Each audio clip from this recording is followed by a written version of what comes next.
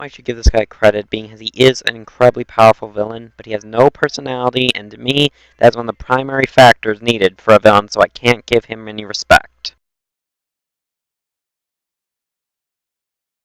This is one of the villains who shows you how petty revenge is. Since his ancestors were killed by the Asakuras, he attempts to revive an evil Shaman King who was only bent on causing destruction in an attempt to get his revenge. This guy really needed a life.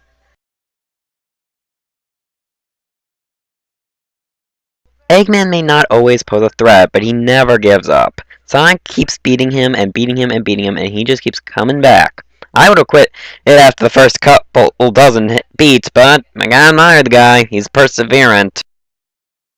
Much like Eggman, Bowser doesn't quit. Mario's beaten him just as many times as Sonic has, and he just keeps coming back. The only reason he's higher on the list than Eggman is because he's able to pose a threat without the use of fancy machinery.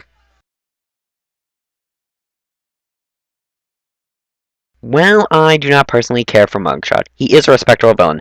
But he is annoying, stereotyped, and stupid. But that makes him a good villain, the fact that he's so easily usable. But he is also very strong, making him impossible to hurt him directly. That is a mark of a true villain. Personally, I love this villain, but Base is another example of revenge turning someone twisted and evil. He was wrongly accused of the Alpha Project's failure, and almost deleted because of it. This, of course, turned him against humanity, sole goal in life to cause its destruction. While he is not the flashiest villain in existence, I feel Violet is underappreciated. I didn't like him much either before Mega Man Maverick Hunter X, but in that he got a vast array of different weapons, making him an intimidating foe. I believe that is what gave him enough fear to earn my respect. He isn't even infected with the Maverick virus, and he's still as heartless as all of them. Can you believe that? No game will be complete without traitors, and Neela is the ultimate traitor. She spends 3 levels gaining your trust only to backstab you and have you, Murray, and Carmelita arrested.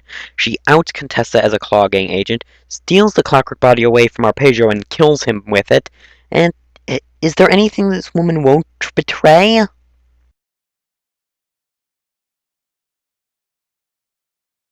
This guy sends shivers down my spine. Even from the first moment I saw him, I knew I was going to end up hating him. Even after you kill him, this guy just keeps coming back so he can become sin and end Spirit's suffering by killing it all. What kind of person is that? While there are villains who are stronger, I dare you to find a villain who is more evil. This man has no soul, no heart, no conscience. Clockwork exchanged his organic body with machines so he can live forever and hunt down Coopers. Sly may think that monster's an appropriate term for him, but frankly, I think that's being too nice.